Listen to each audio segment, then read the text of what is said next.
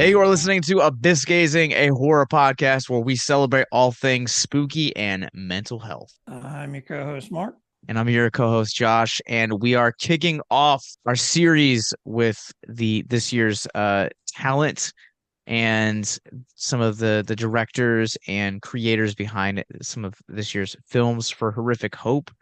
You guys can now get your tickets. Go to the Alamo Draft House, or you guys can also go to victimsandvillains.net/horrific hope, where you guys can get yours. And two of the gentlemen that are joining me today have their own each of them have their own shorts, but they have a really weird connection. We're going to talk about it. Uh, from up first, he is the writer and the director of the short film Wait For It, David-J-Stieve. How are you doing tonight, sir? Excellent. Thanks for having me, fellas. Of course. Mark, I feel like this is such a long introduction. This is longer than the film. This is longer than Wait For It. I think we're there right now. And my on the other side of that, we are also joined by chris-gierowski. Hope I said that last name right. No, I It's didn't close do it. enough. Yeah, it's close enough. Jarowski. He is the writer and the director behind the short film There's Something Wrong with Diana. And these guys are connected by the film, which we're going to be talking about here tonight. That is one of the coolest and one of the smartest slashers to exist in the 21st century, and that is Behind the Mask, the rise of Leslie Vernon. And so, gentlemen, before we start talking about Leslie Vernon, I want to talk about each of your guys' films because I really loved how they're tonally like completely different from one another. But yet you guys kind of also collaborated and worked together on David's short, Wait For It.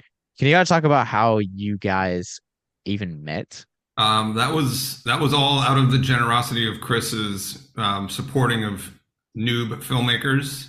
When I decided I wanted to direct Wait For It, which is my first ever, directing film. I've just always been a screenwriter.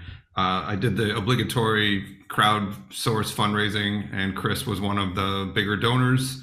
Much appreciated, helped me get it off the ground, and then cut to very, very much fast forward all the way through COVID. We'll just skip right over that little blip. And then once I put a note out that Wait For It was finally finished, and now what the hell do I do with it? Chris reached out to me and said, "Hey, I kind of do this. This is my thing. Is festivals. Do you need help?" And I fell down on the ground and said, "Yes, yes, yes."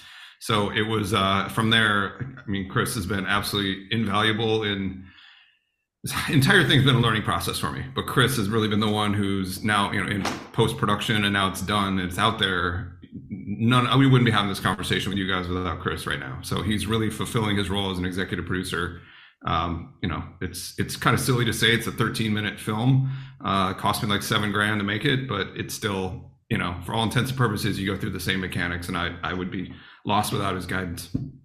Well, I'm just here to help. So yeah, no, once I heard about the short Wait For It that he was trying to put together, I'm like, I got to get involved. I love Behind the Mask, and I just want to show my support. And then fast forward through COVID, and you got to get the movie out there. And I said, you gotta play the odds. Let's get together. Let's figure out what we're gonna do. Let's submit it to some festivals. Let's get the word out there about it, and hopefully, people want to reach out to us and put it in the festivals, and get this Leslie universe, expanded universe started. Was really interesting for those that might actually not know is that once Behind the Mask kind of caught traction, there was, of course, the long developed I think it's Before the Mask, which is what the sequel was called. And it was this idea that it was going to kind of continue on that story. Every great slasher has his sequel. You have Child's Play 2, Nightmare on Elm Street to Halloween to Friday the 13th Part 2. That list goes on and on. And that never seemed to see the light of day. They tried to do it as a comic book. The comic book is very hard to find nowadays. And this is kind of the first piece of that universe that we've seen in almost 20 years. Uh, and Chris, I'm really glad that you were able to like bring this to light because it almost kind of seemed like it broke the curse. It's funny you mentioned that it's almost 20 years old because I watched it the other night and uh, went back and looked at it. What was it, 2006? I think was the release. That was South by Southwest, yeah. And then it was on video in 2007, and then the sequel really had its best gasp of life around 2010. So yeah, for all intents and purposes, it's been 15, almost 20 years. Yeah, it was really surprising. I thought it came out maybe 10 years ago. I didn't realize it was almost 20 years old. I mean, the thing that astounds me about Leslie Vernon and the whole, the LVU, as we call it, the Leslie Vernon Universe, is that this is entirely fan driven. I mean, Scott Glosserman got that thing made and got it off the ground just by sheer force of will alone. And, not with any help from the studio system, but despite it. And everything that has happened since then has been completely fan driven. When it opened, it was a fizzle. It made like $37,000 its opening weekend and was gone. And then it just, all of our bubbles burst. My bubble burst as a writer, Scott as a director, Nathan as an actor. We're all just so full of ourselves, and then it just evaporated under our feet. And it was tough. Those were some tough years. But Scott kept at it. I kept at it, and we just noticed that the fan groundswell kept this thing alive and grew it. And Leslie Vernon is still, quoted in interviews and then cited in obscure movies you have to watch and all of these things that are completely fan driven. And it's astounding to me how supportive the horror community has been. Yeah, I became aware of it from a couple different lists I saw. One of them being modern smart slashers that you may have never heard of or something like that. And that's how I became aware of it a few years ago. And I watched it then. I think it had just showed up on Shudder or something like that. And it was cool to see with all the references that it makes. And the shorts you got in the film festival, me and Josh were talking about it, and we thought at first that the main character was a survivor from that, but it's not. She's a survivor from a serial killer attack. Yes, and it's her. But like, not to interrupt you, Mark, but building off of like, I love Leslie Vernon, and so like getting a chance to like not only have a short that is set in that universe, but a short that came from one of the co-writers really felt like a big win for our festival, being in this second year and going back and rewatching it. Like, this isn't just a universe where this iconic cult classic now comes from. This is a universe, if you watch the movie, this is the same universe that Freddy Krueger and Jason Voorhees and Chucky, Michael Myers, and all of these like slasher icons. It's like you guys just took every like horror fans like wet dream and said, you know what? We're gonna put all of these guys in this same exact universe because it'll never happen because of studios and rights and everything, and we're gonna make a new slasher icon. And so like rewatching that with your short in mind, it's like, man, like honestly, the as it's called in the film, the survivor girl that we follow in Wait for It could literally be any of those slasher icons victim. Yeah. And I think, I kind of just side note there, a little Easter egg trivia for everybody is there, there was a choice to call in the original film. It's, spoiler alert, the survivor girl of the film, and then Wait for It, her character's name is Darcy Van Doren. Darcy and I don't want to give anything away, but they're called Survivor Girls. It's intentional because obviously Final Girl is the nomenclature we all know, and that's from Carol Clover and her essay, Men, Women, and Chainsaws. But that's an expose sort of on that character archetype in a slasher horror film. And when you're dealing with Leslie Vernon, he's living in a world where there are no slasher films. Halloween isn't his franchise. Halloween is a place in Haddonfield where people get tormented by this guy named Michael Myers. So we couldn't say she's a Final Girl because Carol Clover's book doesn't exist. So Survivor Girl was our little sort of end around way to meta reference it, but calling it organically a Survivor Girl because that's what those killers would refer to their targets as. So just a little bit of useless information there for you. I mean, I was gonna bring it up at some point because I was like, this seems to be like a really smart take on the slasher genre that is like similar to Scream. It knows its stuff, but why did they change this like small little detail from Final Girl to Survivor Girl? So it makes a lot of sense. There you go. Before we get too deep into the Leslie Vernon universe, Chris, your short film is probably literally the shortest film that we have in this year's lineup, coming in at a whopping 2 minutes flat.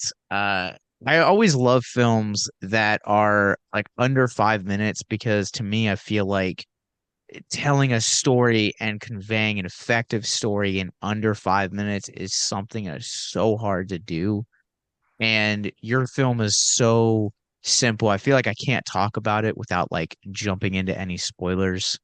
Um, so I'm just gonna go the route of like how we put it on the website. Basically, a man tries to get an exorcist for his friend. Um, what was it about the story of like the Conjuring universe, Insidious, movies like that made you really want to kind of tackle such a short story, but it specifically in that subgenre? So it actually was part of a contest. I had tried to put together a short film, kind of like within the Conjuring universe, almost like a fan film, and tried to get it. Yeah, it didn't win, but I was like, you know what? I made this thing. I want to get it out there, and so I put it out there to the festivals, and I thank you for accepting it. But the challenge was to try to tell a story in 2 minutes, or no more than 2 minutes, and I kind of linked it to the universe, and the character is like the nephew of the cop from the first film, and he had heard the stories about he needed a connection to try to find an exorcism for his friend. And really, I wanted to really kind of drive down the suspense and what this guy's going through. He's like he's at the end of his ropes and he needs to do something, and kind of build the suspense and kind of just hit it out of the park. And so I think we did that in a short amount of time. Out of curiosity, so like the film is like I said, it's really simple. It's really effective. It's essentially a guy has a phone call and there's a twist at the end, and that twist is really, I think, really what sealed the deal with me. I really like the use of lighting in this movie, and but I would have to imagine that something this simple, especially the way that the camera follows Teddy in and out of the sequence as it's kind of like moving, there has to be a little bit of a challenge to something like that, when it comes to like staging and blocking. And can you kind of talk about that process? Yeah, we had the natural light coming out from the window on the right, kind of lighting up and then kind of bouncing it off on the left. The camera was on a slider, just kind of going back and forth and following them. And the goal that I wanted to do was to do this in one take and get this done, one take, one shot, no cuts, and see if we can do it. And it took, I think, 5 or 6 takes, but we got it done, and it did. Yeah, we had to, you know, make sure he was a safe distance. Don't go further than this. We put tape on the ground. This is as far as you can go here. This is as far as you can go here. And as he paces back and forth, and then without spoiling anything, you know, other things had to be blocked as well. And yeah, it was all shot in an afternoon, and I edited it together the next day. And, you know, we got it done relatively quick. You know, it was kind of like a challenge. Like I said, I wanted to get it all done in one take, so I'm like, I can do this. I can figure this out. And yeah, Kind of hearing that, like that one take, like that's such a really something that's like intensely hard to do, like even for something as simple as this. Because there are elements of the movie that's not just Teddy like center on the screen like walking, but there are things that like I would imagine you guys had to like choreograph and like get like right at the moment of everything happening. yeah, yeah. There were we had our producer, our audio guy, our, you know, again, I don't can't really give too much away, but yeah, there was different cues that had to happen, you know, off camera to make things work. I think yeah, yeah, we'll just say that there were different cues to make sure everything was working together. If you or someone you know is listening to this podcast right now and you're struggling with suicide, addiction, self-harm, or depression, we encourage you guys to please reach out. This is the heartbeat of why we do what we do. Suicide is currently the 10th leading cause of death in the United States, and as of this recording, there are 132 suicides that take place each and every day on American soil. And when you scale back internationally, there are 800,000 successful suicides. That is one death roughly every 40 seconds. So if you or someone you know is struggling, you guys can go to victimsandvillains.net/hope. That resource is going to be right in the description wherever you guys are currently listening or streaming this. There you'll find resources that include the National Suicide Lifeline, which is 1-800-273-8255. You can also text HELP to 741-741. We also have a plethora of other resources, including churches, getting connected with counselors, LGBT resources like the Trevor Project, and also veteran hotline as well. Please, if you hear nothing else in the show, understand that you listening to this right now have value and worth. We get it. Suicide, depression, mental health, these are hard topics, and the stigma around them doesn't make it any easier. But please consider the resources right in the descriptions below wherever you guys are listening, because once again, you have value and you have worth. So please stay with us.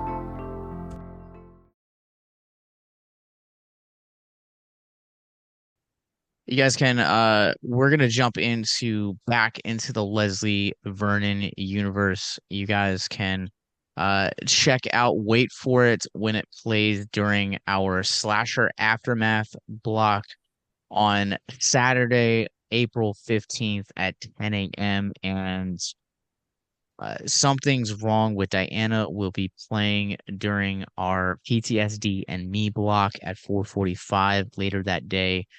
Tickets are now on sale, so click the links in the show notes below. Once again, shout out to our sponsors. You have to watch this podcast, Victor Printing, Diabolical DVD, and Fierce Literature. Make sure that you guys support them as well. But Chris, I'm curious about your experience with Leslie Vernon, the Behind the Mask film. I had this distinct advantage, and I don't know if you've ever been told this, David, or not, but I've known about this movie for years, and back when it hit like DVD Blockbuster, my Blockbuster that I grew up in had an entire wall of these movies. And so I distinctively had Leslie's Mask like burnt into my face like years later when I finally decided to watch it. I was like, oh yeah, this is that Blockbuster movie that I always kept renting. never watched. And the first time I watched it, I was just like blown away. I was like, dear God, I was an idiot all of these years. I love hearing how people discover this because, I mean, like I said, it's always stories like that. It's always somebody who kind of goes into it arms folded and like, all right, I'm going to check this out. Or somebody plays it at a party and they, makes their buddy watch it because they watched it 3 times already.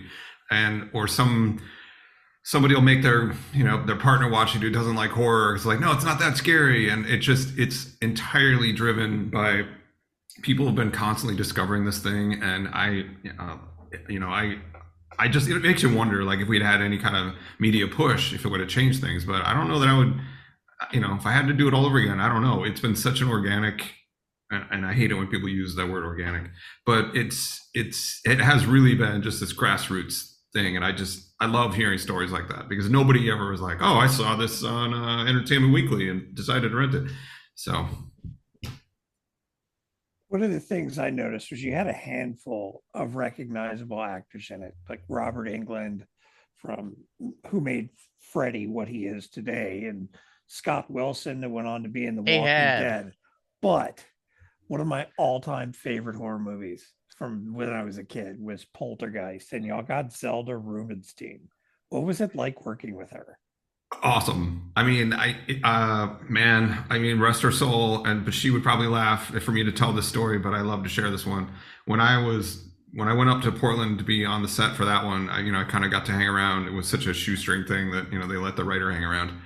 And then she was there and Scott was like, hey, we're shooting overnight in the Portland library. And it was like 3 in the morning, 2 in the morning. And Scott's like, could you please keep Zelda company? Just sit with her and talk with her. So I'm sitting there talking to her.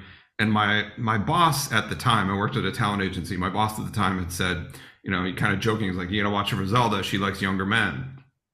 And I'm like, okay, sure, whatever. He's like, no. She likes younger men. Like, it's a thing. He'd represented her for a long time.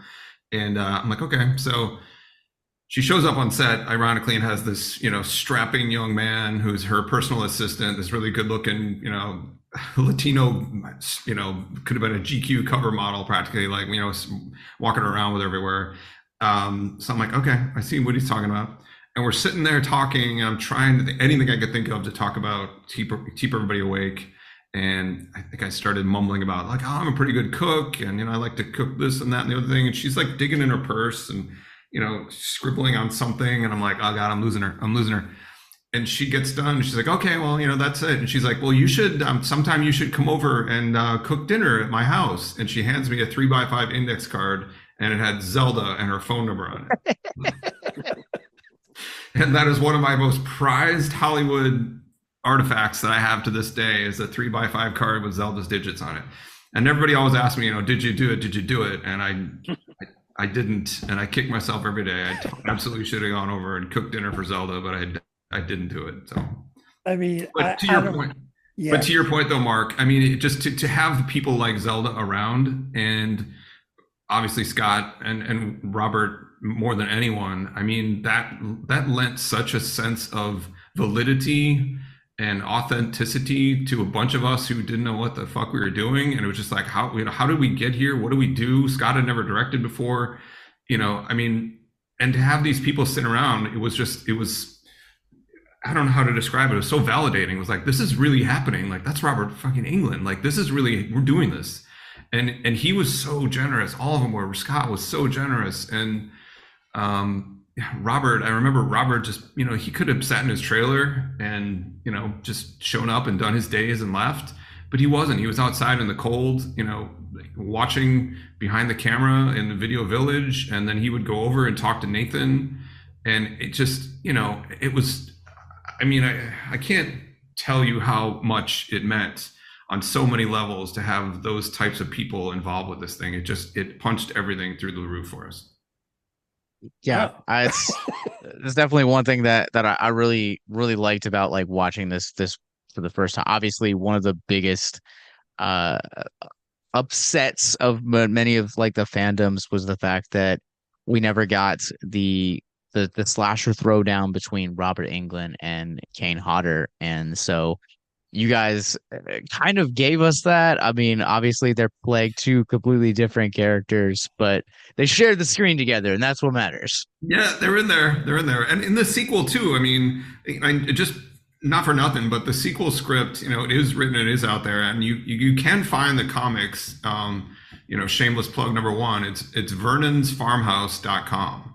I think they sell the whole package of six graphic novels were done by an artist named Nathan Thomas Milner, who's fantastic. If you're a deep horror fan, you'll recognize his art. If not, Nathan Thomas Milner is an outstanding horror artist. But he did a great job with the graphic novels, and I know that they sell all six of them, $75 or something on vernonsfarmhouse.com. I know Scott's got a bunch sitting around in a box somewhere, but I guess the thing is that the sequel and the story is out there. The Leslie Vernon Universe is alive and well. It just never made it to the screen. But I guess to that point, there were some scenes in the sequel script where you do get a guy who looks a lot like Jason playing poker with a guy who looks a lot like Michael Myers, who looks a lot like Freddy Krueger. So, and old Eugene Scott Wilson is, kind of hosting it, and he's the dealer. And so there was we got to that point where like, fuck it, we're just going to go for it. Let them sue us. So we just, knew that we knew we would get yelled at some point, but it would have been a great problem to have. But so, yeah, there was a moment out there where it could have happened even more tangibly, Josh.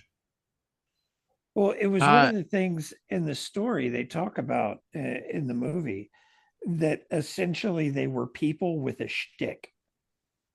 And that's how they earned the reputation that they had to essentially become what we know them as today, was them. The legends, as Eugene called them. Yeah. Michael Myers kept coming back at Halloween and things like that. So revolutionary for guys like us. Yeah, change the game. Change the game. I mean, that's always been the point, right? I mean, the whole metaphor of Behind the Mask is, it's Leslie's struggle to do something creative and unorthodox with his life, which is the same struggle that Nathan had as an actor, or Scott as a director, or me as a writer, or if you're a musician, or you want to be a baseball player, or you want to be an artist of any kind, and you're not going the safe route of, following in your family business, or being a salesman of some type or whatever. I mean, it's the metaphor is always how much will you sacrifice to pursue your craft.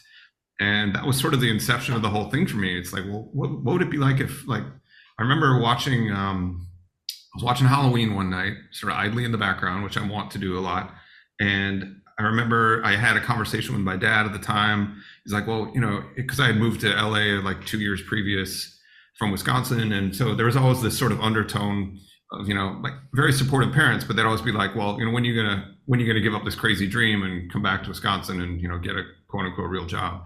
And I remember getting off the phone, kind of questioning my existence and Halloween playing, and it was kind of like sort of idly dozing off. I'm like, God, I wonder if Michael Myers ever had like a moment of doubt if he was doing the right thing. And like, what did Jason do on Saturday the 14th? And it just sort of erupted into this whole, like, what if these guys think they're making a horrible choice with their life? And, it's rife with failure. And the whole thing just erupted in my head right from there. So it was born out of a metaphor of trying to do something unorthodox with your life. Which, like, hearing it from like that perspective, and like what we, as not only as the Horrific Hope as a festival, but also as a podcast, like hearing it kind of like spun with that like mental health twist of like doubting yourself and like having to like set up these questions of how far will I go to pursue like my dreams, like the things that I love, that bring me joy, that bring me happiness, but kind of putting it with that like slasher spin, I think gives me a lot more like respect for this film, even more than I even had, because it kind of like allows you to see Leslie in a little bit more of like a vulnerable, grounded light than, oh, this is just some guy that like just happened to read some true crime stories and is like taking his fascination elsewhere.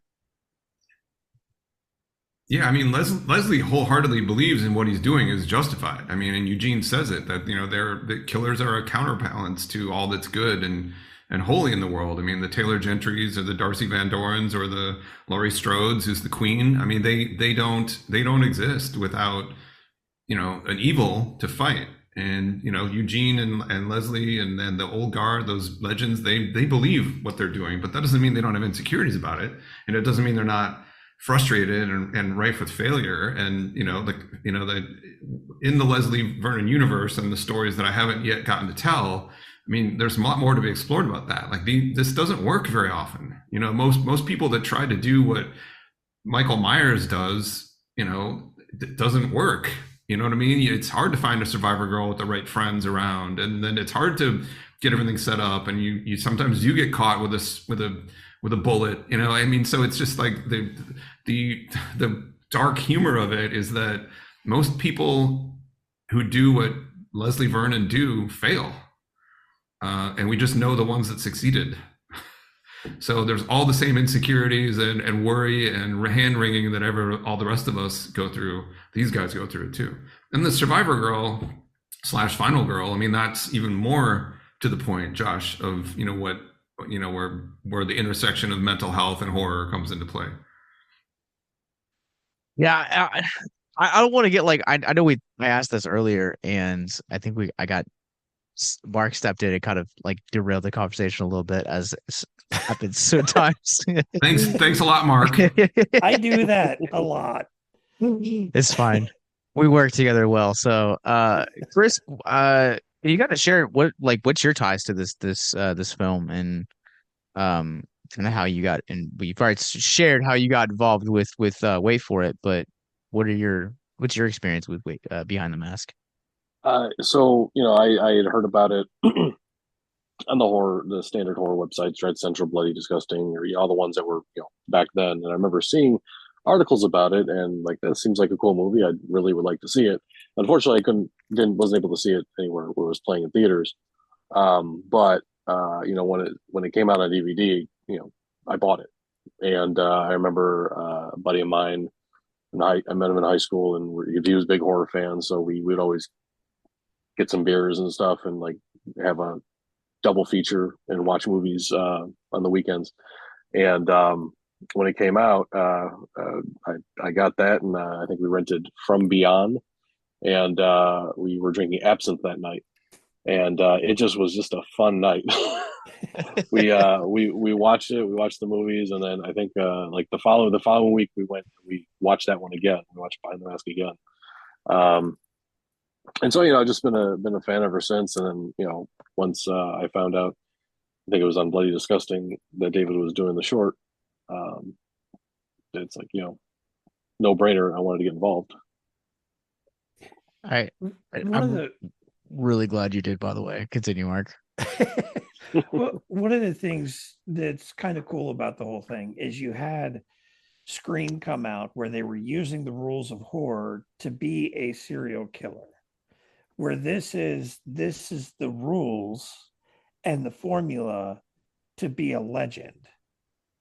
And it almost seemed like an acceptable hobby or trade with the way they talked to some of the people in the movie and discussed the different, you need to be able to do this, and this is why this guy's a legend. Like, it's no big deal. Even the people that were there reporting with him and recording everything were like, yeah, it almost seemed like it wasn't clicking that it was real, or that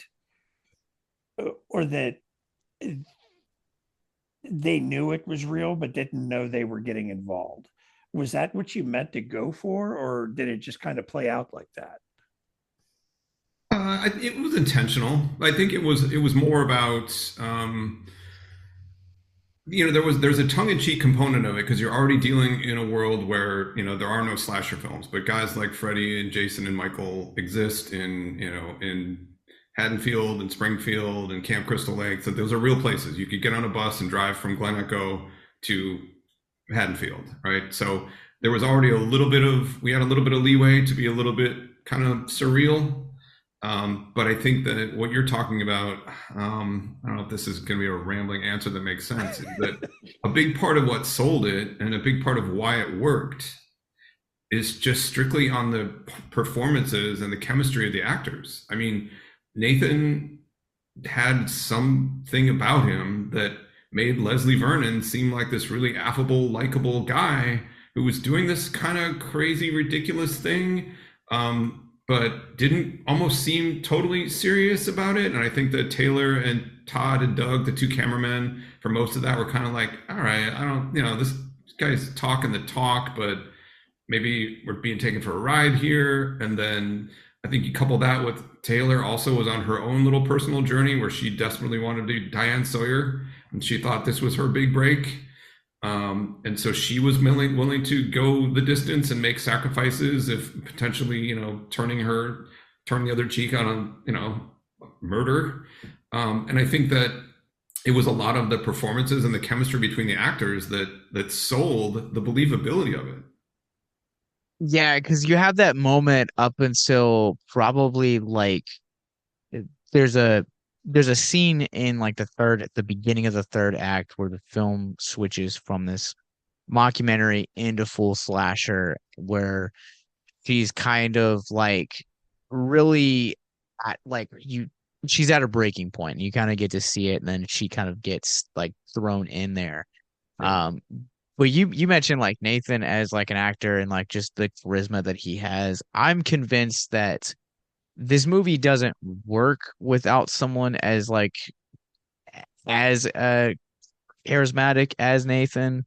I've seen a lot of independent films over the years, and there are it's just like mainstream movies. There are just as many good as there are bad. Sometimes what can make or break a film for despite how smart it is always going to be whoever you cast. And I how hard was it to cast a role like Leslie?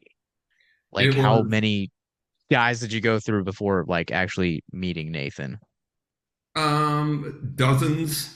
And I think, I wasn't super involved with that. Again, at that point I was just sort of, I was in the room and I kind of got to chime in and watch, but this is where Scott had really started to roll up his sleeves. And Marissa Ross was our casting director, and she, obviously went through the phone book and did everything.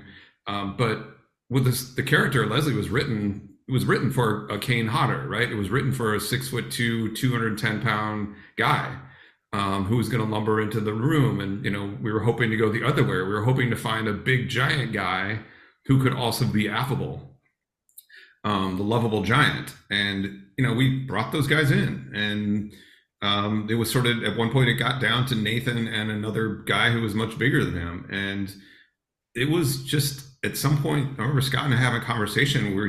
We kept going back and forth, and we're just like, it just clicked all of a sudden where it's like, it's Nathan. Like he's Leslie. Like, we're the ones who had it wrong. Not us. Nathan's figured it out. And it took a second to get out of our own heads, I think. I think Scotty would back me up on that, where it was like, Nathan took the job from us, if that makes sense. Because it was like, no, we don't need a big hulking guy. We need a guy who doesn't look like he could do the job, and that's what's going to make him fucking terrifying. And Nathan, even in the auditions, was able to flip that switch. So yeah, I mean, Nathan always defers and says, well, it was a great script and it was great directing, and he does all the things actors are supposed to say. But we all know, I with you, Josh, this Leslie Vernon doesn't. We're not talking about him if it wasn't Nathan. I think it also goes back to that. I don't know if you guys have ever heard this story or not, but originally when you like read interviews of like Wes Craven when he had envisioned um who Freddy Krueger was before Robert-Englund stepped into the role, he imagined a little bit more of like a gruffer older man. And when Robert came into audition for Freddy, he like flipped it, and like Wes was like, this is the guy. And it just definitely sounds like it, no matter how many times you guys think as writers that or I don't know, I'm not a writer, so I guess I wouldn't know, but like I've read a few different like stories where that's been the instance where sometimes you have to kind of put your envisions aside and really go for who's going to be the best choice. And I think I think you guys like went the right route because I feel like we wouldn't be talking about this movie over 15 years later. Yeah. Well, we may have, but I mean, but Well, And, you know, yeah. I kind of feel like if it hadn't been for Nathan's character, if you had gone for the typical slasher hulking brute, I think it would have ended up falling by the wayside as just another B movie instead of becoming what it's become now.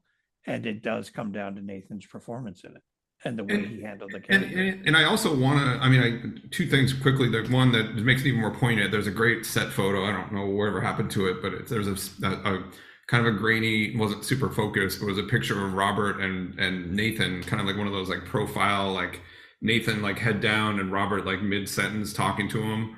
And it's just such a poignant image based on what you just said, Josh, that you got, it's essentially Robert infusing all this knowledge into Nathan on the set. It was just such a cool moment. But then the thing I was going to say was that I think, I don't want to ignore Angela, through this. Angela Gothel's Taylor Gentry, she also had a pretty big lift to pull off a character that would be not absurd, that she would be going along with this up into a breaking point. And then I think that another thing, a big part of the success is that the chemistry between Nathan and Angela was really tangible. I mean, nothing salacious. I'm just saying that the two of them on set, like you just could tell that these were two actors who were 100% on the same wavelength about what was going on in each other's heads. And that's pretty rare. So, Yeah. Especially for untested directors and writers. And, it was astounding how well they clicked. And it is a love story. I mean, that people seem to be shocked when I say that, but it's 100% a love story.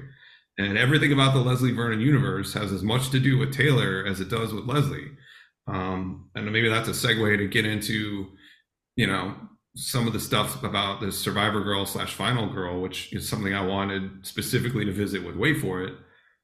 See what I did there? So it's just, I don't want to sell Angela's performance short either. And she brought a lot to the believability and the saleability of this thing.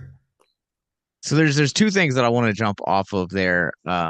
Like before jumping into Taylor, I think it's also interesting to hear you describe the original like build for Leslie being this like really 6'2", like Kate Hodder kind of guy.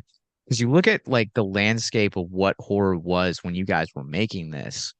The Texas Chainsaw Massacre reboot essentially took a pretty traditionally lanky guy in Toby Hooper's original and like beefed him up. And this comes out a year before Rob Zombie's um remake of Halloween, who again did that same thing. And 2 years before I guess 3 years before Derek Mears, who is a giant, stepped into the role of Jason Voorhees. So it's really interesting to kind of hear you guys talk about it being that way, because I feel like going against that archetype really kind of allows this to feel like an 80s film, which in turn makes it feel like a timeless movie. And I think because of that, also on the flip side, you have Angela's performance that really solidifies that as well. And I love hearing you talk about how like this universe is just as much connected to Taylor as it is to Leslie. Because really, when you look at like Halloween, I feel like is another Halloween and Scream both. Like, yes, you have Michael and Ghostface, but they're just as connected to uh Laurie Strode and Sidney Prescott as well. Yeah, and I think that is, I'm man, so much to unpack there. I mean, I am so excited, genuinely so, that Wait For It is going to premiere at Horrific Hope, just because of the mental health connection. Because I think that I was thinking about this a lot in the last couple of days, and sure, the killer, horror films about the killer, whether it's a physical creature, supernatural creature, extraterrestrial, animal, whatever. We all get it. There's a creature, but man, you don't have horror without a hero or a heroine. Yeah. And in my particular favorite brand of it, it's a final girl. It's a survivor girl. And I think that unquestionably, in my opinion, I think in the last couple of years with what David Gordon Green and Danny McBride have done with Halloween, I think it's hard for me to make an argument anymore that there is a better slasher killer out there than Michael Myers. I mean, to me, I think he's established himself as the king.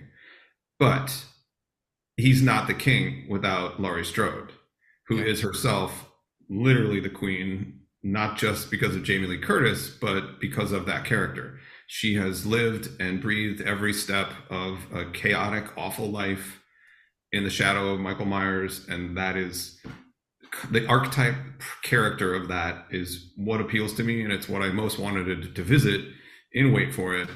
And I just couldn't be. It's just kismet that Horrific Hope is where this thing's going to premiere. I mean, that's crazy to me. I don't know what question that leads you to, but I just wanted to get that out there. I mean, Survivor Girls / Final Girls. Mark, I'll let you go. They're the most amazing, archetype out there that hasn't quite.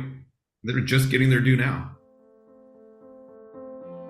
How would you guys like to help us get mental health resources into schools, conventions, and other events? Well, now you can.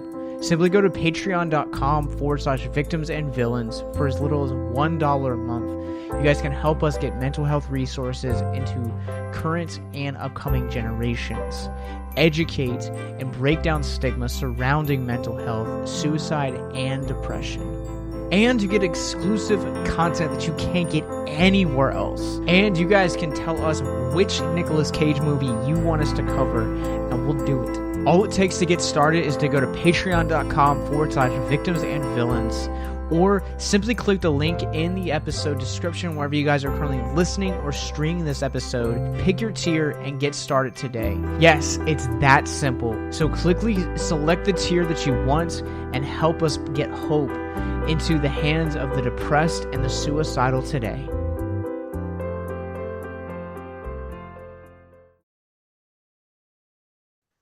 My thing is, Michael Myers has always been my favorite, even though it's kind of, I determined he was a ninja a long time ago because nobody can run faster than Michael Myers can walk. Cardio, my friend, cardio. But I mean, you look at where horror was 10 or 15, 20 years ago, to the inception of the slashers and Black Christmas and the first Halloween and everything, and where it is now. And it's hard to find something that hits that original kind of feel to it, that has something that stands out. They kind of all feel in some aspect just a rehash of the same thing. And the way this is presented, it has that intelligent, standout feel to the story and the way it plays out. Did you imagine when it came out that it would end up have kind of the cult following that it has today as a slasher in the world we have with everything coming out like it is? No, I mean, we were young punk filmmakers and screenwriters. We didn't know what the hell we were doing. We were like, oh, I hope somebody buys this. I hope we make $1 million. Wouldn't that be awesome if we could do a sequel? I mean, Scott and I both are horror fans, and Scott is much more studied on it. I mean, he actually has a degree in this stuff, and as a filmmaker, his cred is much better than mine. But it was very apparent to us both that we were crafting a story and we were hitting every trope we possibly could just because we loved it. And we never wanted to make fun of slashers. We never wanted to do, it was never going to be a comedy. This was not going to be a scary movie. But at the same time, we didn't want to insult horror fans. I happen to believe that horror and comedy are very, very closely related. And I think I know that Scott and I both wanted to be as respectful as we could to the thing that we both loved. But I don't know that we ever sat down and thought, hey, we're going to make this, we wanted to make a love letter to slasher just because we loved it. And we're like, maybe other people will like this too, and we'll make some money. Maybe we'll get to do another one. I didn't in a million years expect that people would, make some of the connections and dissect it and appreciate the level of homage that we were trying to, to put into the thing, if that makes sense. So how does it feel knowing that this has essentially become a cult movie like it is? It is simultaneously incredibly rewarding and incredibly heartbreaking. And the heartbreaking part is that there are so many more stories of Leslie and Taylor that need to be told. And I feel bad because we have subjected Leslie Vernon fans to 15 years of, Lucy pulling the football away and promising a sequel and promising more. And then we tried to do a Kickstarter and didn't get there. And then trying to get, crowdfunding to make a comic book that then we were going to try to use that as leverage for a studio to be like, what are you waiting for? And, then we do the 10-year anniversary at South by Southwest and all the conversations come up again. And, and every time I do an interview, Chris and I were talking about this today, like, God bless you guys. I love it. I'll never say no to an interview, but it's always the same. It's like, whatever happened to the sequel? And it's been heartbreaking. It's heartbreaking. I mean, it's so frustrating. You hear it in my voice. It's like the story's there. The script was out. It was ready to go. There's more stories ready to go. There's plenty of stuff. Taylor's been living a full life, and Leslie's been getting in good trouble, and plenty of things are happening. And here we sit talking about a graphic novel and a movie that's 15 years old.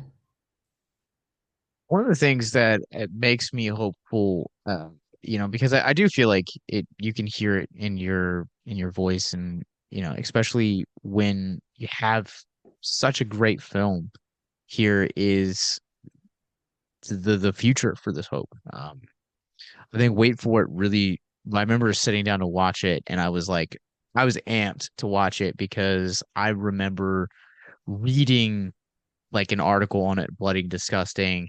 And I reached out to you on Twitter on like this like super slim, like just I was like, all right, maybe I'll hear back, maybe not. And I was really like giddy when we got the submission notification and sitting down to watching it, and just how different it feels from Behind the Mask. Because one of the things that I feel like you brought up, like the David Gordon Green Halloween trilogy, I think we're at this position now within horror where we are open to have the conversation of how traumatic events of slasher movies impact its victims. Yep. And that's one of the things that I like was just blown away by with this short film, is that this is not a slasher in the traditional sense. It does remind me of other slashers that I don't want to bring up, don't want to spoil for. Just buy your tickets to Horrific Hope and come hang out with us. But I love the fact that this was like focusing on like the mental health journey and like the aftermath of what happens, because I feel like that's not a conversation that happens too often. And I know we all point to David Gordon Green, but for better or worse, you can also say that Halloween H2O did it. And for better or worse, you can also say that Rob Zombie did it. Halloween 2, I stand by that movie. I love and I adore that movie because it explores not only how that night affected Laurie Strode, but how it also affected Annie and Sheriff Brackett as well. Here's what I want to say about Wait For It. And it's hard because it's 13 minutes and I don't want to give anything away. I want everybody to come tell me afterwards. I'll be there. I can't wait. I want to be standing in the back of the theater. I'm super psyched. But I think that my greatest fear is the thing's going to be pretty polarizing. I think there's going to be two camps of people that walk out of seeing that, and I can't even honestly really say what those two camps are without giving it away. But I think you guys might kind of know. Yeah. So to me, it's about, well, you know what? Back up even a little bit further. And this is, good intel, is that this entire thing was born out of me needing to get a filmmaking tool in my toolbox. I've been a screenwriter my whole life, and I'm pitching in a script to Ryan Turek at Blumhouse, and fortunate enough to have gotten an audience with him, and very, very helpful, very good giving guy. But what I took away from my meeting was that, despite the script that I was pitching not being right for him, he said, I had mentioned, like, I've had this idea for a horror short, but I've never directed. And he just basically just stopped the entire conversation. He's like, you absolutely have to do it. Direct the film, because you're going to need to learn the difference between being a screenwriter and being a filmmaker. It's easy. He didn't say this in exact words, but the example was something along the lines of, it's easy to write, exterior spaceship crab nebula. But then to have to sit down and be like, how the hell are we going to shoot the exterior of a spaceship in the crab nebula? You need to have that tool as a writer in your toolbox to understand what you're putting down on the page, and the gap between your imagination and a piece of paper and then being committed to film. And it was incredibly helpful advice. He's like, do it, make a short film. If you have a piece of crap, just do it. And so I did.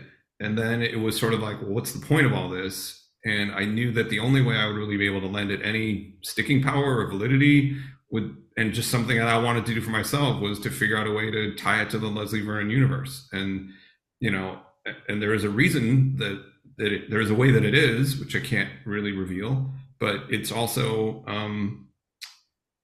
another part of it to me, the appeal of it was, as I just said, that the survivor girl, final girl, 99.9% of Laurie Strode's life, or Sidney Prescott's life, or Darcy Van Doren's life, or Taylor Gentry's life is normal. It's as far as everyone else can see. And to those women, it is a constant daily battle of anxiety and phobia and PTSD, and trying to rationalize the fact that it's not just in your head, highlighted by the fact that your killer could actually show up again. This isn't a mental health issue. It's a real threat, but it's invisible to everyone except these women. And so I wanted to explore that weird reality that none of us sitting here in the real world will ever really know, of what it's like to be a survivor girl, somewhere between Halloween and Valentine's Day, right? Like when you have to go do your laundry, or you're having a movie night with your friends and you're going to a parking structure. Like, fuck, man. Like, every minute is a constant battle of your phobia and anxiety, but tempered with the fact that it might not be paranoia. And that's sort of horrific to me, no pun intended. So anyway, that's my pitch on Wait For It. I think you're right. I think it's exciting to know that there is a continuation of the universe, but I think it is going to be polarizing. But I think if you walk away hating it, like, really, like, allow it to sit on you, and like allow it to sit with you, and think about, like, the character interactions and how this universe explores, like, the concepts of slashers. And uh I I feel like I can't stop talking about it, so I'm just gonna stop right here, because I feel like I'm gonna, like, dip into spoiler territory, and I don't want to do that. Right. Yeah, I kind of So accidentally did that earlier. So, yay me. I just think, maybe it's safe to say one thing that I wanted to explore was, how in the world do you get into the head of a survivor girl? And that's all I'm going to say. That's fair. That is absolutely fair. And I think that it's definitely something people are going to talk about. I mean, it's ever since Blade Disgusting put out the article about it, like, I been getting people reaching out to me saying, oh, hey, submit at Dart Festival, or hey, what can is there anything else we can do to help you guys, or what, be a part of this expanded universe. And if you just, as you guys are saying, it just keeps getting more and more of a following. Leslie Vernon over the years, it's definitely got the cult following. If you go on Twitter and just search Leslie Vernon, like I've been searching it, like every couple of days I search it, and someone's talking about Behind the Mask, someone's talking about the character Leslie Vernon, and it's like I think this is the start of something. I kind of feel like with the way movies are doing right now, they're bringing back these old IPs and finding success with them, whether they be kind of smaller or bigger. We had what the biggest movie last year was the new Top Gun, but then you've got them, they're in the process of making a fourth Pitch Black right now. Riddick Furia, I think they're calling it. Continue. But where I was going was it kind of in the background of all of it for a long time, especially in the 80s and 90s, was Bloody Disgusting. And they seem to, in the last few years, have really kind of started to push horror and bring things back. They did Puppet Master Lilith Reich a few years ago, which was I found excellent. But they've taken over Screambox and really transformed Screambox. And did they do Phantasm? Were they involved in Phantasm at all? I think they were involved in the remaster. Yeah. And I think they were involved with, what was it called? Ravager, whatever the last Ravager. one was. So they've started pushing horror and making it almost like a mainstream thing now, far more than it ever was. Do you see something like that pushing to get maybe what you want with the sequel? Well, what everybody wants with a sequel to Leslie Vernon, with the way they're doing things now. I think, I guess the best way I can answer that would be that in a perfect world, if somebody, if somebody came to me after Horrific Hope and said, "Hey, I think you guys are great. Here's $1 million. Go make another Leslie Vernon movie." I think that, and this is a conversation that Scott Glosserman and Nathan and Angela and I have had. One of the great beauties of this is a segue here for a second, is that one of my most cherished experiences out of this whole Leslie Vernon, chapter is the enduring friendships that I have formed. I mean, Nathan's become one of my closest allies, and compatriots in the business and in friendship. I mean, Angela and I are still very close. Scott and I still are in communication, even though he's now on the East Coast. I mean, Nathan and Britton and Ben and I are playing in a Dungeons and Dragons group. Like, how cool is that? I'm playing Dungeons and Dragons with a bunch of people who are these creative improv people who love horror and comedy. It's a DM's dream. But nerd alert over. But I guess what I was getting at there was that Scott and I have had many conversations that, unfortunately, the time for the direct sequel script, Before the Mask, The Return of Leslie Vernon, that ship has sailed. I mean, those events are set a year or two after the original. Nathan's aged up, Angela's aged up, Scott Wilson's no longer with us. I mean, we're never going to be able, unfortunately, to go back and do Before the Mask, The Return of Leslie Vernon as a feature film without some sort of major, retro effects, and that's just not in the cards. Right. But what I do hope for, I love talking about this, is that the possibility exists to just contemporize the thing and to tell other parts of the story that have gone on since then. And Nathan's on board, Angela's on board, everybody would be back to do it. It's just all the pieces are there and the stories are there. It's a matter of kind of getting the band back together and making a go of it, and doing things like Wait For It. That's all a means to an end. I'm not going to shy away from that. Is Wait For It going to be some groundbreaking film? No, of course not. It's a first-time director doing a 13-minute short, but it gets me talking about it again, and it gets ears on this, and I need help from you guys. I need help from the fan base to find that person. Well, I think also too, like, there's so much like stories that that are left to be like told in this universe. And when I was rewatching in preparation for this podcast, one of the things that like I thought about in terms of like another story to be told is the grill scene where Taylor's talking to Eugene and Leslie about how things were like in Eugene's day, and he like talks about specific about how it was like uh, quantity over quality. How many bodies can you rack up in a single season? I think is like the exact phrase that he uses. Um, and he talks about like how like Michael and Freddie and Jason, how these guys like really shifted the narrative and became legends in their own right. And like I've always been curious like what that world looks like in Eugene's time.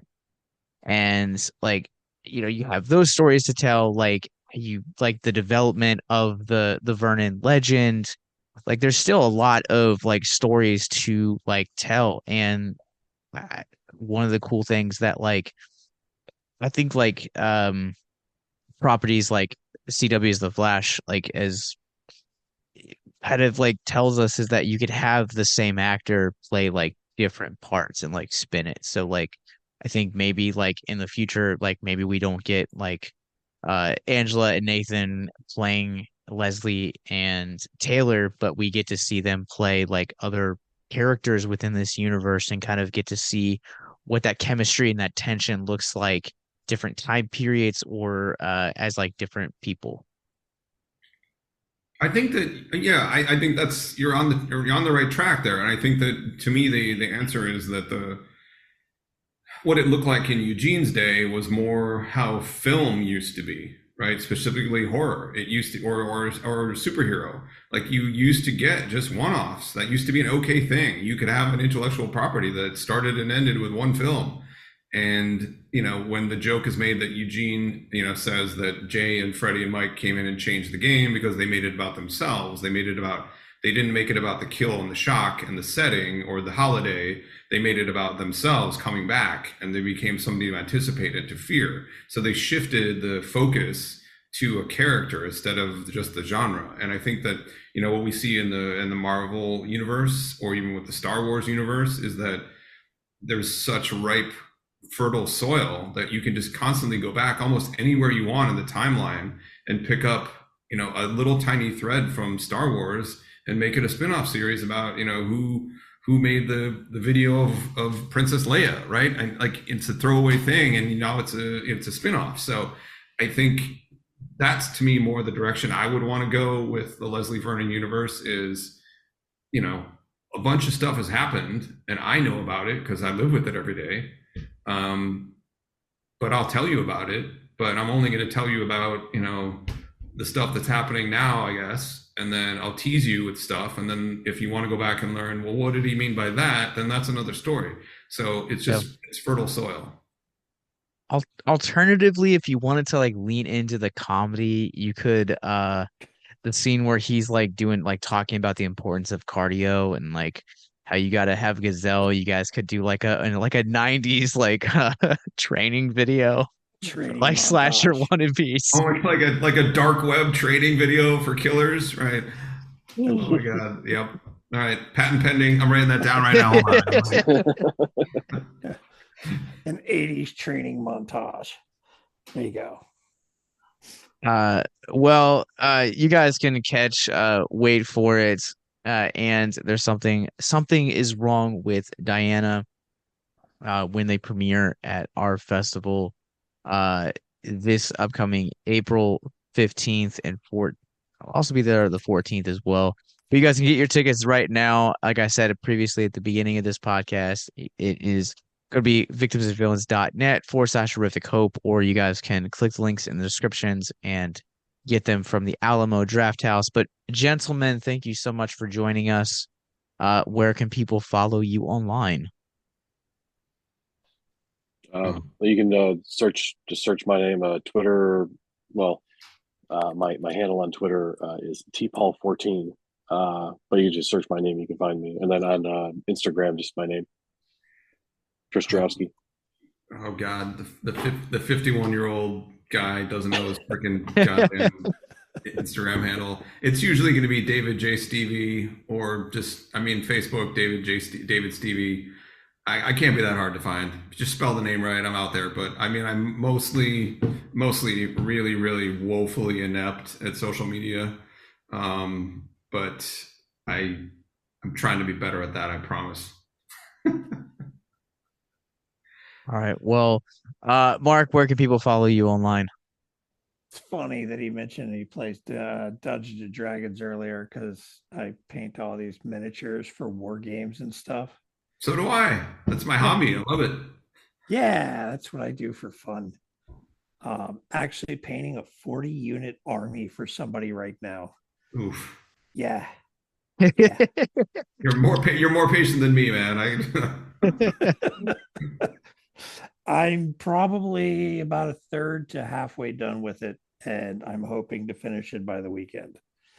So, I was just gonna. That reminds me. Nathan and I had a conversation a while ago about. We have this crazy harebrained idea. We want to try to get like a D&D game for charity together. Like to get like the highest bidder gets to play like a one shot against Nathan, and me, and I can name drop now, like my friend Katie Featherston from Paranormal Activity fame. Nice. Like she and her co-star Micah, he's kind of down for it. So we just had this like crazy hair. Like, how cool would it be to like try to survive a one shot against Nathan Basil and Katie Featherston trying to kill you? I mean, I'm a huge found footage fan too, so I know exactly who you're talking about. The same. Yeah, so that's my other like other little hobby fantasy is to get some kind of charity one shot together, and the highest bidders get to play. But I find it amazing how many people involved in the film industry play Dungeons and Dragons. Yep. It's unbelievable, and you can also use those skills on a resume if you ever need to too. Yes, you can. I really hope one day I get to paint a model for somebody in one of those games. That would just be awesome. But yeah, I do my model painting, and it's all on Instagram at Titanium Juggernaut Painting. All right. Well, you guys can follow me. I am not cool and do not paint miniatures, but I watch a lot of movies. And you guys could follow me on Letterboxd at Captain Nostalgia, and you guys can follow us wherever you guys get your podcast from. Just search Abyss Gazing, and most importantly, you guys can also follow our parent company, Victims and Villains. We are on Facebook, Instagram, Twitter, Twitch, and of course, wherever you guys get your podcast from, or you guys can go to victimsandvillains.net, where you guys can find links to all of that stuff, as well as our mental health resource library. Until next time, remember that the longer you gaze into the abyss, the more the abyss gazes back into you.